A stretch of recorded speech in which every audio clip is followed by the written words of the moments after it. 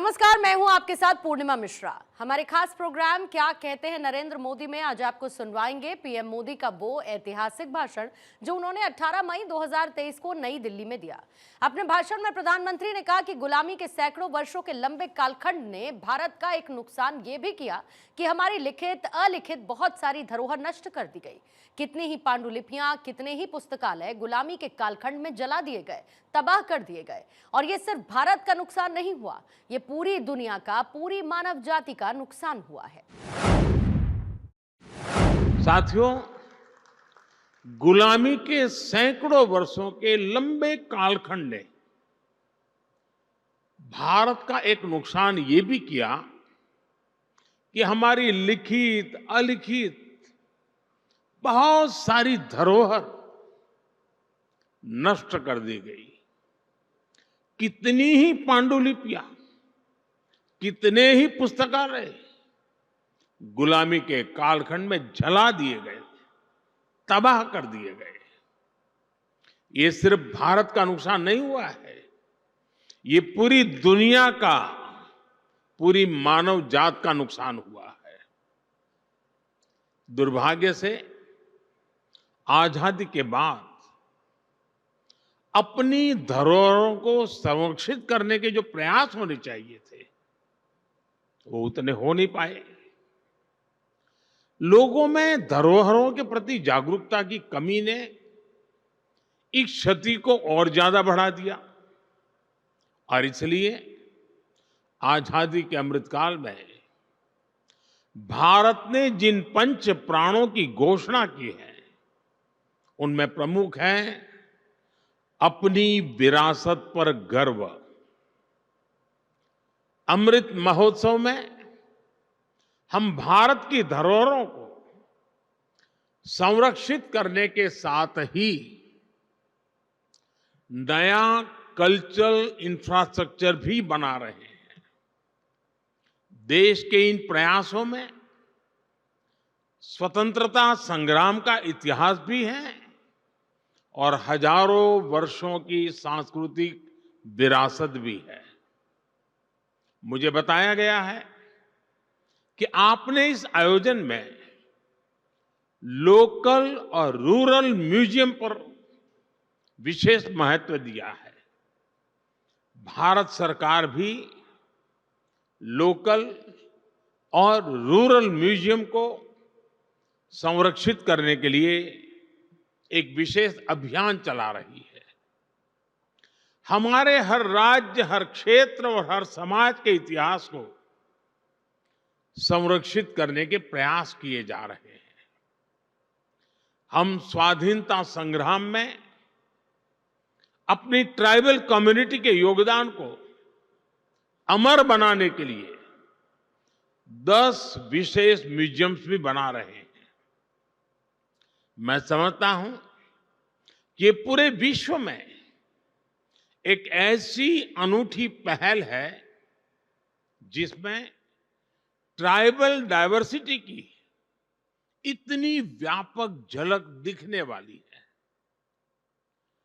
नमक सत्याग्रह के दौरान महात्मा गांधी जिस पथ पर चले थे उस दांडी पथ को भी संरक्षित किया गया है। जिस स्थान पर गांधी जी ने नमक कानून तोड़ा था वहां आज एक भव्य मेमोरियल बना हुआ है। आज देश और दुनिया से लोग दांडी कुटीर देखने गांधीनगर आते हैं। हमारे संविधान के मुख्य शिल्पी बाबा साहब आंबेडकर का जहां महापरिनिर्वाण हुआ वो स्थान दशकों से बदहाल था। हमारी सरकार ने इस स्थान को दिल्ली में 5 अलीपुर रोड को नेशनल मेमोरियल में परिवर्तित किया है। बाबा साहब के जीवन से जुड़े पंचतीर्थ, महू में जहां उनका जन्म हुआ, लंदन में जहां वो रहे, नागपुर में जहां उन्होंने दीक्षा ली, मुंबई की चैत्य भूमि जहां उनकी समाधि है, ऐसे स्थानों का भी विकास किया जा रहा है। भारत की 580 से ज्यादा रियासतों को जोड़ने वाले सरदार साहब की गगनचुंबी प्रतिमा स्टैच्यू ऑफ यूनिटी आज देश का गौरव बनी हुई है। स्टैच्यू ऑफ यूनिटी के भीतर भी एक म्यूजियम बना हुआ है। चाहे पंजाब में जलियांवाला बाग हो, गुजरात में गोविंद गुरु जी का स्मारक हो, यूपी के वाराणसी में मान महल म्यूजियम हो, गोवा में म्यूजियम ऑफ क्रिश्चियन आर्ट हो, ऐसे अनेक स्थानों को संरक्षित किया गया है। म्यूजियम से जुड़ा एक और अनूठा प्रयास भारत में हुआ है। हमने राजधानी दिल्ली में देश के सभी पूर्व प्रधानमंत्रियों की यात्रा और योगदान को समर्पित पीएम म्यूजियम बनाया है। आज पूरे देश से लोग आकर पीएम म्यूजियम में आजादी के बाद की भारत की विकास यात्रा के साक्षी बन रहे हैं। मैं यहां आए अपने अतिथियों से विशेष आग्रह करूंगा कि एक बार इस म्यूजियम को भी अवश्य देखें। साथियों, जब कोई देश अपनी विरासत को सहेजना शुरू कर देता है तो उसका एक और पक्ष उभर कर सामने आता है। ये पक्ष है दूसरे देशों के साथ संबंधों में आत्मीयता। जैसे कि भगवान बुद्ध के महापरिनिर्वाण के बाद भारत ने उनके पवित्र अवशेषों को पीढ़ी दर पीढ़ी संरक्षित किया है और आज वो पवित्र अवशेष भारत ही नहीं, दुनिया के करोड़ों बौद्ध अनुयायियों को एक साथ जोड़ रहे हैं। अभी पिछले वर्ष ही हमने बुद्ध पूर्णिमा के अवसर पर 4 पवित्र अवशेषों को मंगोलिया भेजा था। वो अवसर पूरे मंगोलिया के लिए आस्था का एक महापर्व बन गया था। बुद्ध के जो रेलिक्स हमारे पड़ोसी देश श्रीलंका में है, बुद्ध पूर्णिमा के अवसर पर उन्हें भी यहां कुशीनगर लाया गया था। ऐसे ही गोवा में सेंट क्वीन केटेवान के पवित्र अवशेषों की धरोहर भी भारत के पास संरक्षित है।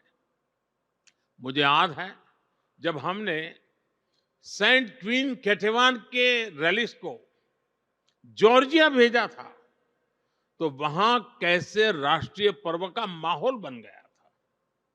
उस दिन जॉर्जिया ने अनेकों नागरिकों वहां के सड़कों पर एक बड़ा मेले जैसा माहौल हो गया था, उमड़ पड़े थे। यानी हमारी विरासत वैश्विक एकता, वर्ल्ड यूनिटी का भी सूत्रधार बनती है और इसलिए इस विरासत को संजाने वाले हमारे म्यूजियम्स की भूमिका भी और ज्यादा बढ़ जाती है।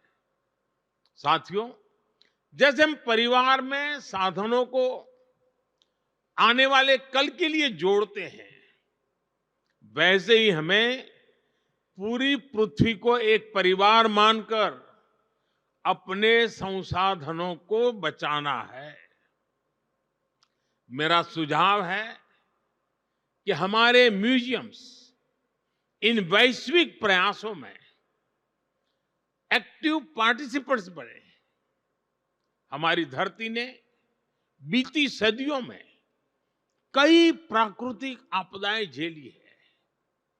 इनकी स्मृतियां और निशानियां आज भी मौजूद है।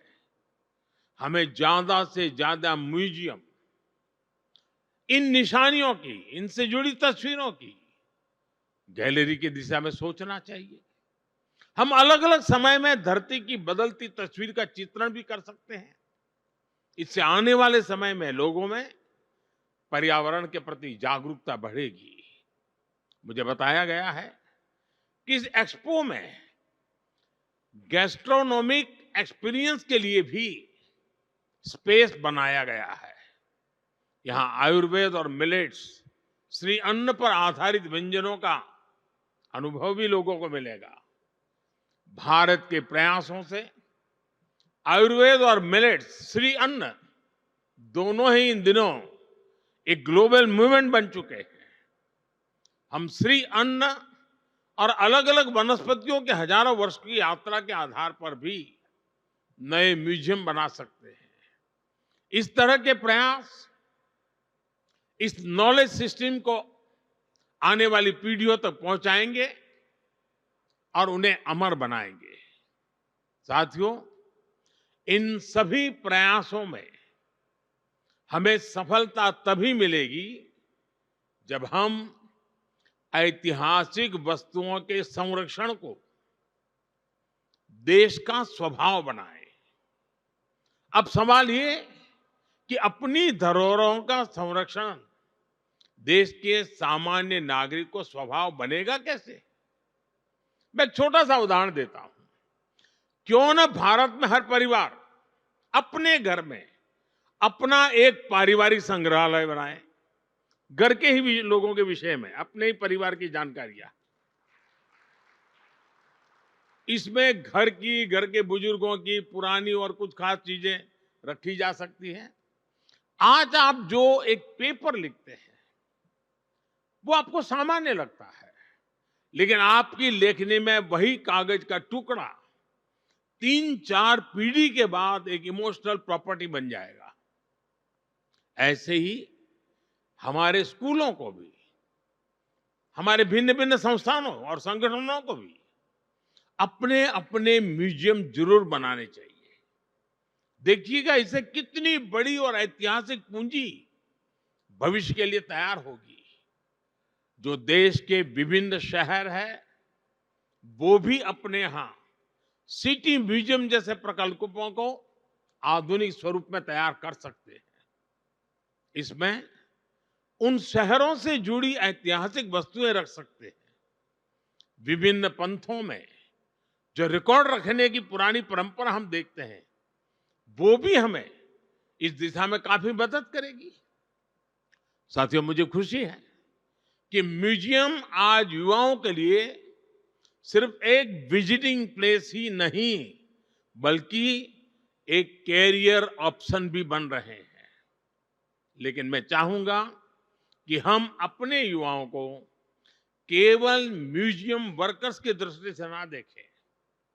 हिस्ट्री और आर्किटेक्चर जैसे विषयों से जुड़े ये युवा ग्लोबल कल्चरल एक्शन के मीडियम बन सकते हैं। ये युवा दूसरे देशों में जा सकते हैं, वहां के युवाओं से दुनिया के अलग कल्चर के बारे में सीख सकते हैं, भारत के कल्चर के बारे में उन्हें बता सकते हैं।